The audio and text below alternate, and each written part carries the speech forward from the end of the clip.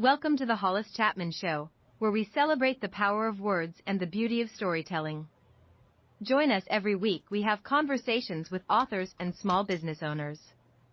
We have exciting lineup of guests who will take us on a literary journey like no other. Join us as we delve into the world of authors and small business owners from diverse backgrounds and cultures, each bringing their own unique perspective and voice to the table. From thrilling memoirs to captivating fiction and business startups, our guests will share their stories, their struggles, and their triumphs, offering us a glimpse into the rich tapestry of human experience. Immerse yourself in the magic of words and discovery as we explore the global literary landscape together. So grab a cup of tea, cozy up by the fire, and join us on this adventure of a lifetime. Hello and welcome to the Hollis Chapman Show. Happy Saturday to y'all. Hope you all had a great week. Happy football Saturday, college football. Hope your team is winning if it's playing right now. We're waiting for our special guest to call in, so hopefully she gets it in because we're very excited to have her. She's an international best-selling author. She writes children's books, but she's here to talk about her newest book. So hopefully we can get her in. Very excited. All right. Let me see if it makes it work. Okay, so I hope you had a great week. We're here to do it again. We get Saturdays kind of throw you off a little bit, and it kind of throws us off too that we have a Saturday show. But we get so many great responses when we put our advertising out there. So hey, we're glad to do it. We're glad to do it.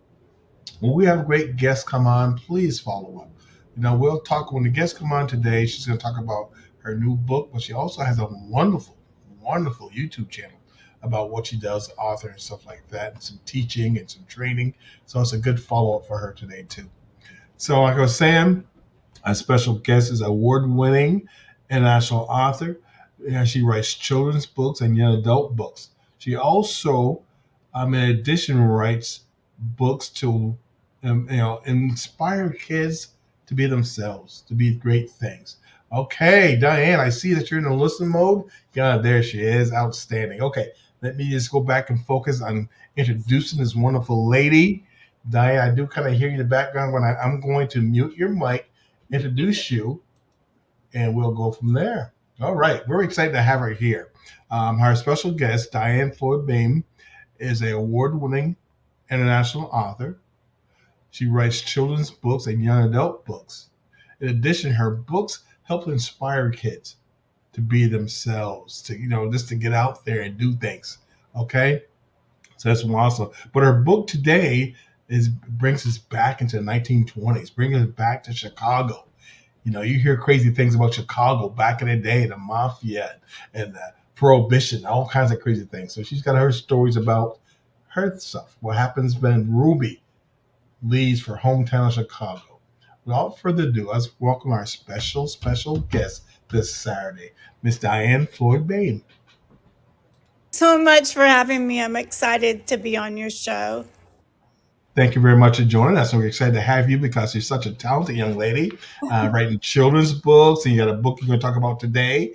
And I was watching your YouTube stuff there too. I want you to, at the 15-minute mark, I want you to kind of promote that as well because it's a wonderful channel. So that's Thank you. awesome. Yeah. So tell us more about yourself and your newest book, ma'am. Sure. So I hail from Texas in Austin, Mm-hmm. actually.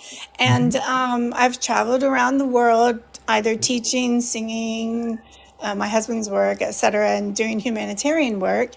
And I've always been some type of storyteller, whether I'm on stage or in the classroom or now singing, of course, and now taking it to print. And I'm very excited that publishers have picked me up. I feel very blessed. Very good. Now, your newest book is not a children's book per se, but tell us more about that. Ruby Takes Chicago. Tell us about that and tell us how the title and the book cover came about because I love them both. Talk Oh, about that. thank you. Yeah. Thank you so much. Of course, Ruby Takes Chicago is the follow up actually to my first book, Rise, A Girl's Struggle for More. Well, that response to that book was wonderful. Thank you for all my readers. And so the readers wanted to know what happened next to Ruby.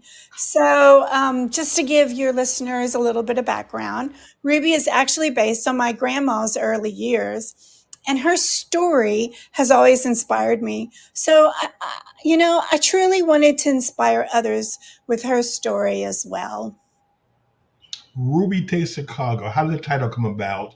Kind of explain how it came out and kind of paint a picture of the cover because it's a nice cover of old Chicago with the cars on the street. So kind of paint that picture for them to get a visual without actually seeing the cover.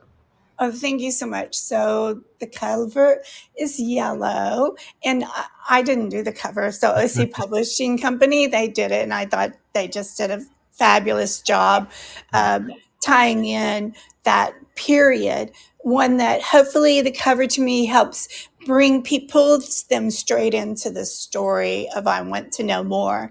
And the title came about because Ruby decided, you know what? I don't want to go back to Oklahoma. I want to see the world. And so she actually was at the train station. This is really true. And she was supposed to be heading home, but she was like, Chicago, that's where everything's happening.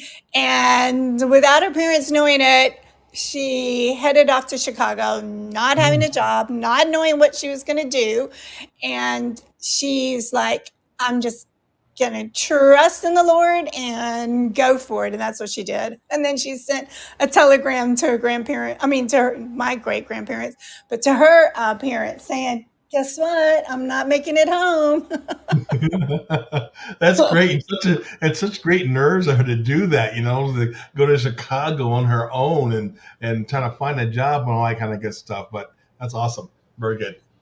Okay, It going was. into your book, can you walk us through the inspirations behind? So you told us a little bit about Chicago, your great grandparents, and that. How did you decide on the historical fiction genre for the novel? What was that main decision to go that route?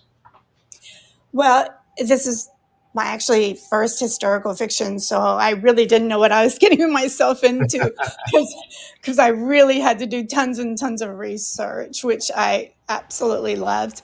The reason I went that route was I felt like I could step back into that time, which I'll probably mention again quite often, because that was the time period that took place for my grandma. And like I said, her stories just always inspired me because she was always telling the stories saying, look, Diann, you want to sing and they tell you you can't sing, then you need to practice and never give up. And so if you want to be on stage, it was the same thing. If you want to be able to do this, you have to work for it. If you don't want to work for it, that means you really don't want it. So then she and my mom had this favorite saying, you have to have fire in your gut if you want it to happen.